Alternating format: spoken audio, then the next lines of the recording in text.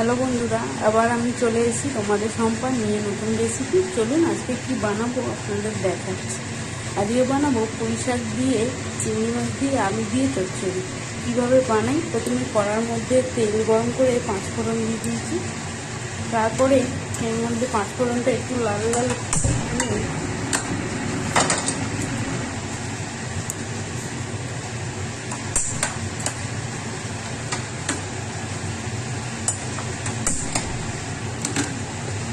এবারে দিয়ে দেবো আলু কুমড়োটা মধ্যে।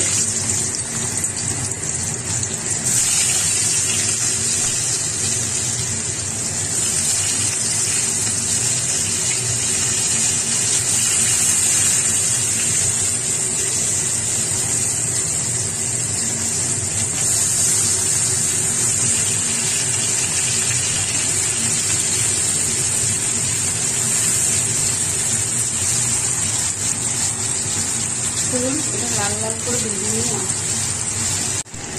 লাল লাল করে ভাজা হয়ে গেছে। এর মধ্যে এবারে তুলে দেবো চেরা কাঁচা লঙ্কা এবং চিংড়ি মাছ ছাড়িয়ে রাখা।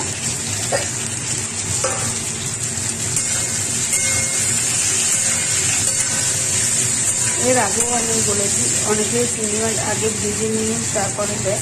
আমি আলুর সাথে লাল করে ভেজে নিই, বেশি ভাজলে চামড়া মতো মনে হয়, সেই জন্য আমি আলুর সাথেই হালকা করে ভেজে নিই। এর মধ্যে দেবো পেঁয়াজ কুচি,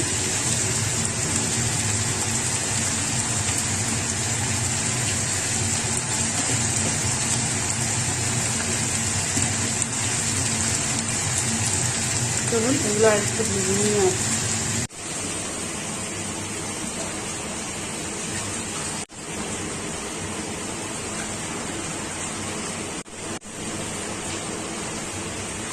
এই যে ভাজা হয়ে গেছে। এবার এর মধ্যে দিয়ে দেবো আদা গ্রেট করে রাখা,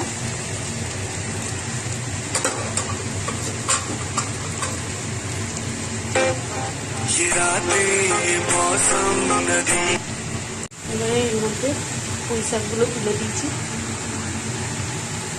আমি পুঁই শাকগুলো দিয়ে দেবো।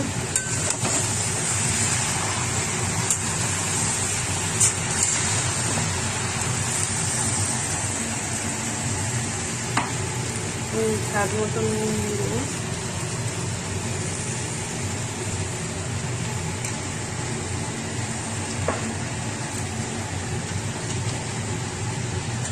এগুলো এতগুলো নাড়া যাচ্ছে না, একটুখানি কিছুক্ষণ চাপা দিয়ে থাপা তুলে নিয়ে আসছি। এই যে কিছুক্ষণ পরে 10 মিনিট পর ফিরে এসেছি। তারপরে এর মধ্যে সামান্য মিষ্টি,